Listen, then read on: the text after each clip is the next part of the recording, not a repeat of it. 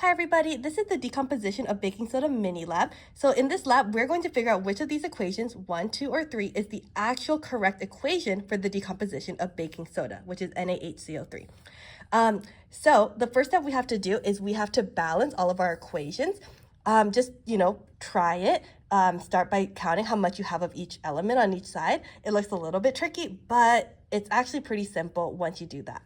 Okay, the next thing you're gonna do is your prediction. Which equation do you think is the true equation for the decomposition of baking soda? Maybe you have some background knowledge of what these chemicals are, or maybe you just have a random guess. You can just put your guess over here in the prediction.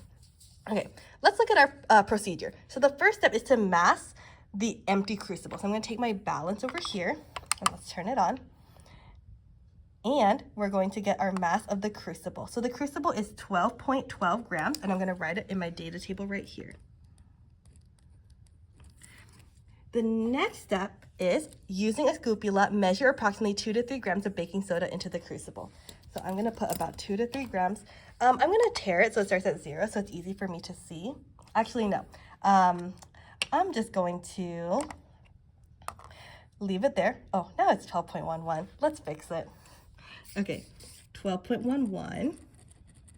Okay, so I'm just going to say, okay, well, 2 to 3, it should give me about, 14, 15, right? So let me just add until it gets to about 14 or 15.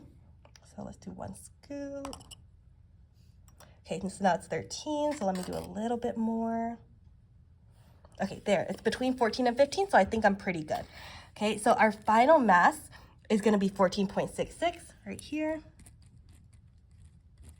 Grams. So if I do the math of the initial mass of baking soda, I can do the subtraction of 14.66 and subtract out 12.11, and I should get, I think, 2.55 grams.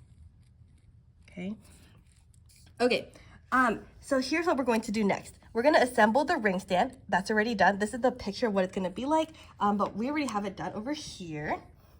And then we're also going to heat the crucible using the Bunsen burner for about 10 minutes. Okay, so let's go ahead and put this one on the triangle over here. So making sure you understand what the whole setup looks like. And we're gonna turn on our Bunsen burner. Okay, so we just have to wait for this one to decompose for about 10 minutes. So I'll see you again in about 10 minutes. Okay, so this is our fire, and it has been going for about 10 minutes, so all of the baking soda should have decomposed at this point.